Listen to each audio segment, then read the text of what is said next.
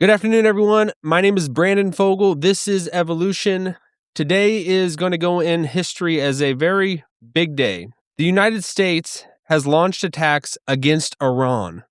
Things that have been talked about for probably about a decade or more, that we knew this was almost inevitable, especially in the last couple months, as President Trump had been ordering our ships over there, sending a whole armada, just surrounding Iran, giving threats, saying that we wanted to discuss, negotiate. I think it got to a point where we gave up on negotiating. It was an ultimatum. Either you say you are not going to have a nuclear weapon, you're going to put that down, you're not going to enrich uranium, you're going to come to the table on our terms. And the Iranian regime decided to not back down. They decided to stand firm, do what they always do. And we know what would happen if they had nuclear arms. What we are doing to them, they would do to us if they had the chance.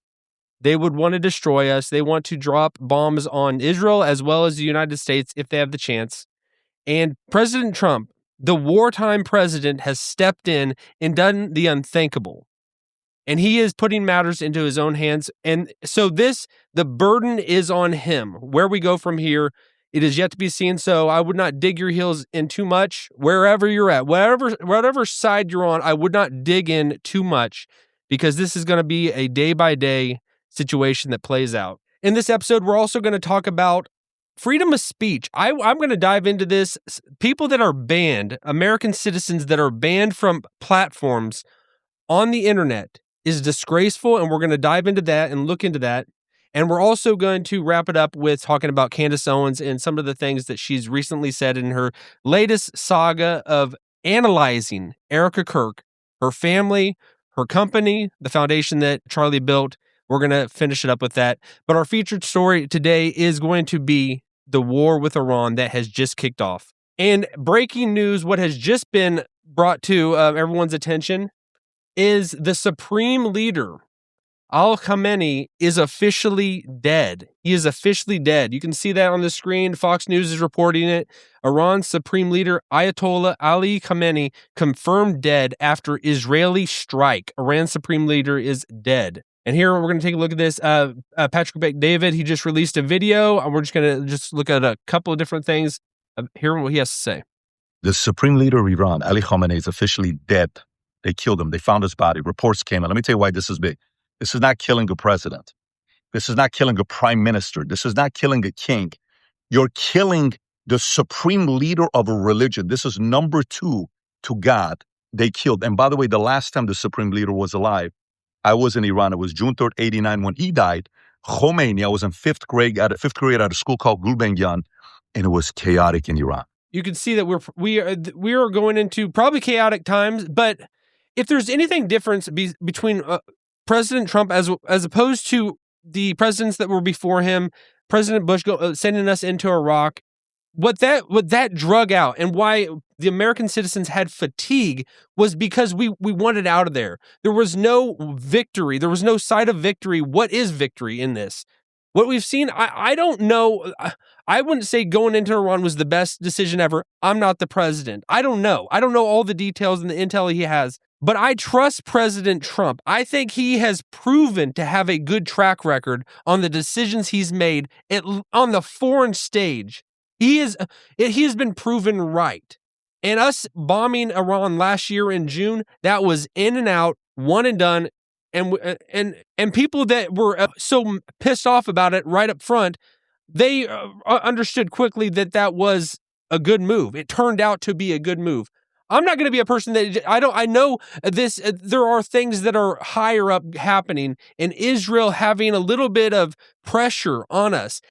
The reason we're there is obviously because of Israel. If it wasn't our ally in the Middle East, Israel, and I do stand with Israel. I stand with Israel. They don't do everything perfect, but I think that President Trump supporting them and understanding, because if Iran has a nuclear weapon, the first one they're going to unleash a bomb on is Israel, obviously.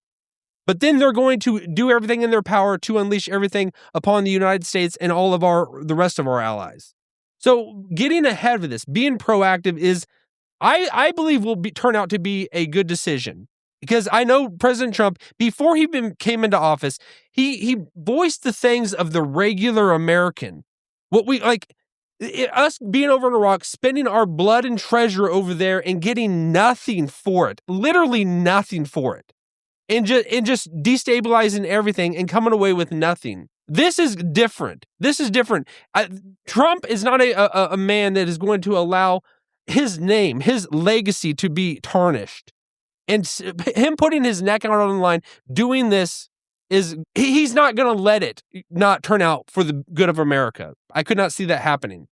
But if you step into the Twitter sphere right now, everyone on there, it's not really going to be trustworthy opinions that you're getting, because all I see is the major movement right now. The people that have microphones are the ones that they hate Israel, and they want nothing to do with Israel. And if it bleeds Israel, if it shows Israel, they hate it. They're obviously immediately turned off. That is the opinion that people are pushing forward. I see so many people out there are just buying into it, and they don't even know why. So they're not even given a chance. I trust President Trump and what he's decided to do, what he's done. We have to stand with him. And I think of like people like Dave Smith, who are just cheerleading for people that are not in American interests, that are just making us look like we're the stupids, we're the villains. And it's like, whose side are you on? Who are you representing?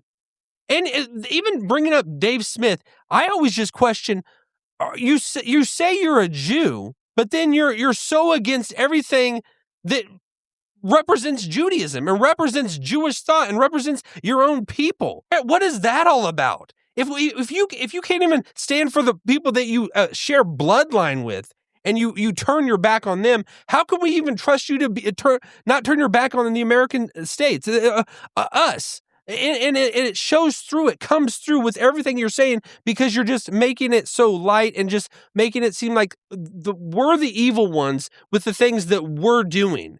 Like that we're being puppeted by Israel, that we're being controlled by them. I don't think that everything that Israel does is right. It's not perfect. It's not golden.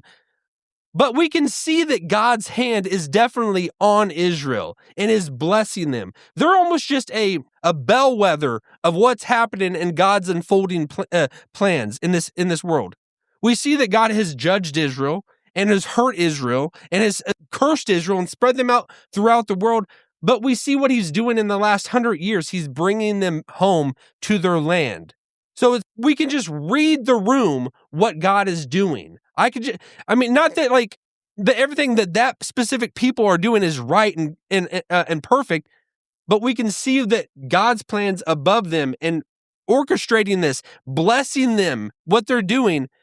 I would want to be on that side. I would want to stand with them, and I think that as the United States, we're only going to be blessed as long as we are blessing them, and that's not cliche. And it's not just claiming a divine promise that's not really there. It is there because we see that as we bless them, our nation gets blessed, and and the nations that hate them are the ones that are being toppled and destroyed. I want to be a part and stand with them. That's where I'm at. But I know that this could always turn. This is going to be like, this is instant reaction. It looks good right now. We just took out their leader, but it could turn really quick. It's going to be a day by day thing. So but where we're at, what Donald Trump, there is no going back. We have passed this Rubicon. We're stepping into new territory. It's not just one bomb that was dropped, but it is full-fledged war that we have stepped into. And it's like Americans need to come together. We need to come together. Otherwise, we're going to be divided and conquered. So with this whole Iran situation, which we knew that was building up, and it's finally here, there's no going back. What's done is done. And with Israel, what they have, their interest over there, it has to be our interests. It has to be. We can't, this whole idea of, because everybody, if you say anything about them, there is this onslaught of people that are truly the puppets in the media, this internet sphere that we have, the popular opinion is to whatever they do, Netanyahu is the next Hitler, that they are the evil ones for some reason. And this is the lie. If you're opposing Israel, if you're opposing Jewish people, you are working for the devil. You are. You might not know it, but you are. You're working for the devil. And God uses the devil. He allows the devil to do his things. He allows the devil to harm his people at times, but he ultimately judges the people that hurt his people. So I that's where I'm at. Like, I can just read the room. I can see that over the past 2,000 years, they rejected the Messiah. They crucified him. They killed him. And they turned their back on the chosen one, the perfect one, the Son of God, the Lamb of God. And they were judged for it. But we can see that as times are coming out now, there's a massive reversal that is taking place. And I see Nick Fuentes. He's the guy that feels so vindicated and justified because he says, we went to Iran. And all he's saying is, I told you so. I told you so. We can't let go that he said just in the last couple of days, he wanted this to play out. He said, if we don't strike Iran, I'm going to be severely disappointed. In those type of words, he said that phraseology. He said that. So we can't let him off the hook. I think everybody realizes that we needed to see something. There's a time for war and there's a time for peace. There's a time for everything under the sun. I'm going to switch gears a little bit. We're going to talk about, speaking of Nick Fuentes and speaking of freedom of speech, speaking of, I am talking about primarily Alex Jones and people that are on the internet, anybody that is an American citizen that has had your voice polled, that does not have access to any type of platform that is out there. To me, it is absolutely disgusting. It's disgusting because I have just, it's been ruminating on this and just thinking about this. Whether I agree with everything that Nick says, obviously I don't. I just said something I disagree with him about. There's a lot of things I disagree with him about. But he's an American citizen and he deserves the right to be able to speak freely on any platform that is out there, that is an American platform. And he is not allowed on YouTube. Alex Jones is not allowed on YouTube. And I know I've always been I think that if I'm on Twitter, if I'm on a YouTube, I respect them. This is what they've built. It's their thing. I'm in their house, play by their rules. But as we go, for them to be able to stop someone's voice, to not let people have access to hearing them. I mean, whether you want to just put them to the side and say you're not going to boost them or show them to everyone, or they won't have as great of reach, but to say that they don't have access and can't speak on any of these platforms, to me is disgusting. The platforms that Nick is not allowed on right now, he's not allowed on YouTube. He's permanently banned since 2020. Spotify, TikTok, Instagram, and a number of other ones, just regular podcasts that are out there. He can't be on Apple, can't be on anything like that. Same thing with Alex Jones. Alex Jones is banned from YouTube. Google permanently terminated his channel. Facebook, Instagram, Spotify, all these just places that can put our voice out there. I know everybody's doesn't say what you like. Not everybody's going to say everything that you agree with. But it's having I just think that if freedom of speech and not having your voice closed is something that we should not just get used to and not just say that, this is their thing. It's their private property that they can stop someone from being able to speak. I know Alex Jones and Nick Fuentes, they are people, they have such ability that they have been able to cross thresholds in other platforms and been able to speak and still reach the audiences that they want. But for them to not be able to on every platform is not okay. It's not okay. YouTube should immediately allow them back on their platform. And anybody, you can. I would say issue strikes you if you don't want that, if you don't like that. But I mean, this idea of censorship, it should be something that is forgotten and it is in the past. Because conservatives, if we don't stand up for people's voice, you think that the ones that are leftists, when they get back in power, that they're going to be okay and allow people to speak freely? No, they will even go harder to remove people's voices from the internet. And as we are getting more into a digital age, this is becoming more and more important. I have had my own channel pulled down before on Facebook.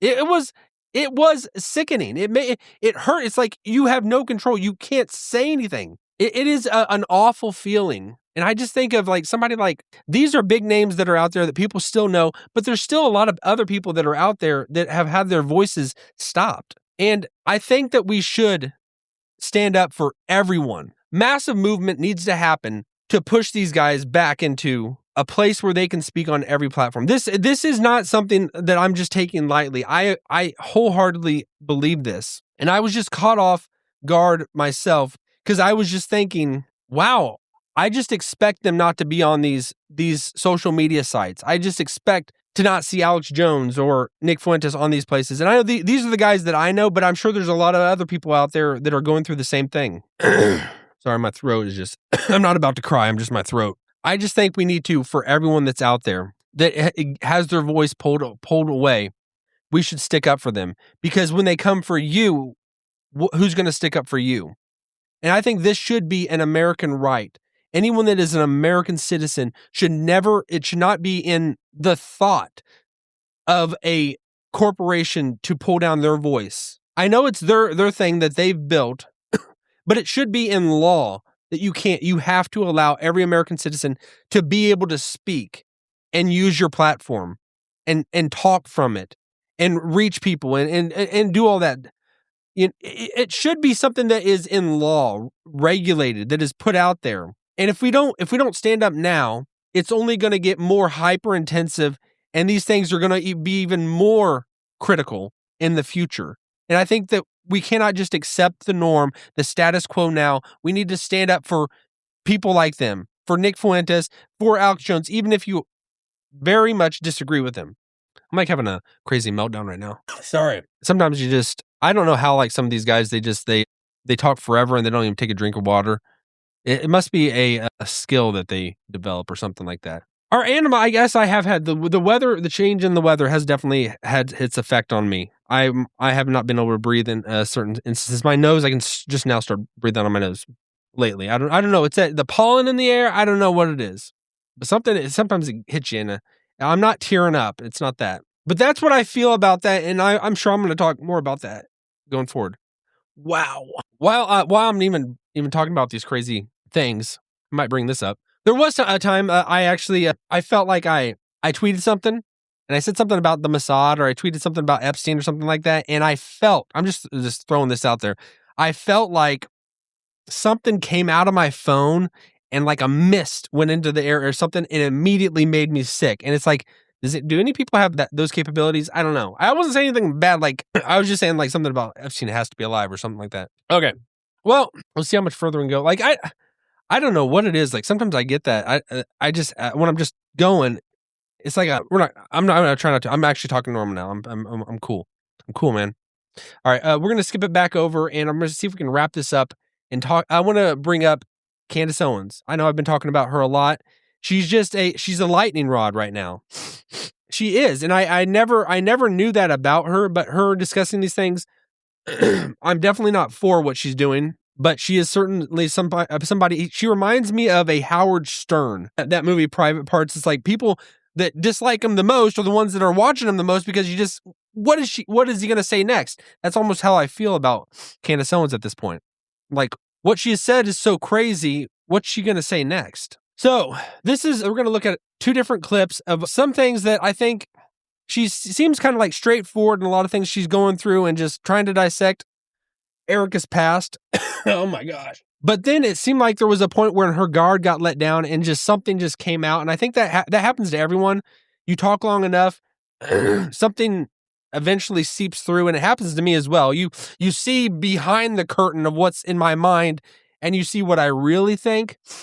She's trying to almost be professional through most of it, but then towards the tail end, right before she goes into a break, let's just take a look at this. This first of her talking about Charlie Kirk and bringing up Lori, which is Erika's mom. She's getting into that. Charlie the ghost, who they can manipulate to do whatever they want, he always told students not to go to college and to instead get married young. And therefore, the next logical step would be for Turning Point to go into homeownership, to help them become homeowners. Trust the science. If you think that's weird, that's because you're demonic. Erika Screaming Widow. Lori, in case you missed it, is the one person that Erika now posts for sympathy. She's curating Lori, right? To let you know that Lori is sick. It feels like she really, whenever I look at her, whenever she sees Erika, to me, it seems like she just despises Erika and everything about her so much at this point. It feels like that. I don't know if she's just putting on a show and that's all what it is, but Erika's mom is sick right now. And she's saying that her bringing up her mom, she's like maybe trying to garner sympathy or something. That to me felt like a person I should probably be looking into, right? How dare you have any questions about anything right now? Do you know where Erika's going? She just lost her husband and her mom's sick. I think these people are sick in the head. It turns so fast. This is where we're seeing a little bit behind the veil. There's something very wrong with Lori. There is something very wrong with Erika. And there is something very wrong with this picture of Lori, Tyler, and Erika Kirk being together. There just is. It's my opinion. It's my show. She's very strong about this and repeating this over. It's my show. It's my show. It's my show. I don't know if it's a defense mechanism, but she's certainly starting to feel the attacks of people that are calling her out. They really think we are this stupid. Anyway, we'll be right back up. Okay. That was right before a quick break that she had. And this next one is coming out of a break that she just unleashed and the things she said. And she brings up, she doesn't say it outright, but Matt Walsh. Matt Walsh did a whole video of dissecting and discrediting or debunking Candace and all the claims that she has made. And you can see her making fun of Matt towards the end of this, what we're going to watch right here. But she just came out just saying some almost very obnoxious things out of the break immediately, jumped the gun. And whenever I watched this, I almost had to stop it a couple of different times because in the background, my wife had been listening to it. And every time she was like, oh my gosh, because she's not listening to Candace, but she heard what she was saying and she was like, oh my gosh. And I had to stop it every time. I was like, I want to kind of hear what she's saying, but she just kept interrupting, just saying, like, because she couldn't believe like what what Candace was saying in this video right here. I just have to say, people have lost their minds. I just truly have to say, I am sickened by how dishonest people are right now. Everyone out here making it, and there's nothing to see here. She's just a grieving widow. Everybody's fine at Turning Point. These people love Charlie. These people didn't even write their own speeches for his memorial. I'm not saying nothing to see here. I don't think a lot of people are saying nothing to see here. There's definitely everything to see here, and we can break down TPUSA, Erika Kirk. We can look into her, I guess, if you want to. But we shouldn't be just making blasting claims about her that have really there that are solely smearing her name and hurting her that for no other reason than to be almost like just a mean girl against her. Take it to the bank. They didn't even write their own speeches for the memorial.